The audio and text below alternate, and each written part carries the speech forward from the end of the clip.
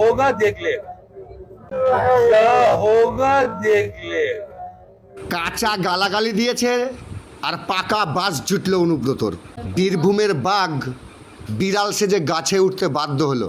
এক আইসিকে অনুব্রত মণ্ডল টেলিফোনে অকথ্য ভাষায় মা স্ত্রী তুলে গালাগালি করছে এবং সেই আইসি চুপ করে শুনতে বাধ্য হচ্ছে এই অনুব্রতর গালাগাল। এরপর এই অডিও রেকর্ডিং ভাইরাল হয়, তোলপাড় হয় বাংলা, চারিদিক থেকে নিন্দার ঝড় বয়ে যায়।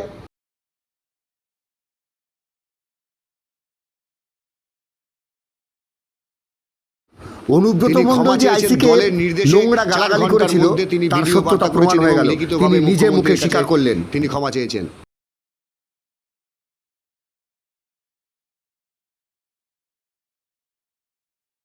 একজন জনপ্রতিনিধি হয়ে একজন থানার আইসিকে যদি এইভাবে গালাগালি করতে পারে, তাহলে এই জনপ্রতিনিধি সাধারণ মানুষকে কি মনে করে সেটা আর বলার অপেক্ষা রাখে না।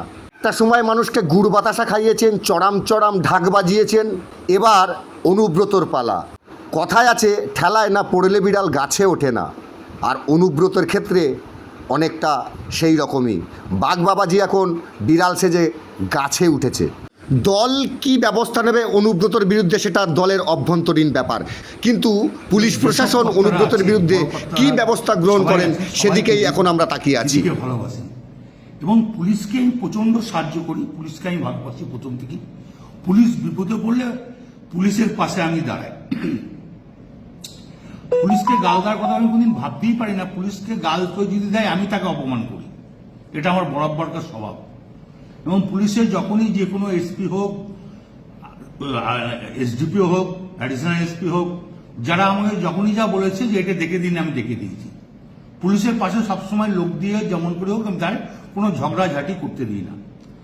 আমি খুব দুঃখিত, কারণ আমি ওষুধ ফষুধ রাখতে খাই তো অনেক ঘুমের, আর আমি এখন 10টার সময় ঘুমিয়ে যাই এবং ঘুমের ট্যাবলেটও খাই।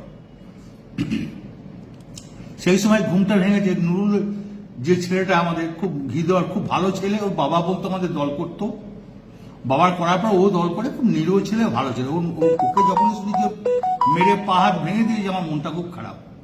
তা আমি আইসিকে আমিও বলেছি, চাঁদুও ফোন করে বলেছে যে আপনি তাড়াতাড়ি যান যে অন্তত ছেলেটাকে আজ হসপিটালাইজ করুন। তো উনি আমাকে একটা অন্য ধরনের কথা বলেছে, সেটা আমি আর বলতে রাজি নয়। তখন আমি নিজের রাগ সামালতে পারিনি, এটা স্বাভাবিক আমি বলেছি। এর জন্য আমি দুঃখিত, আমি ক্ষমা প্রার্থী। যদি এটা যদি স্বাভাবিক আমার মুখ থেকে এই কথাটা বেরোনো উচিত নয়, তার জন্য আমি দুঃখিত এবং ক্ষমা।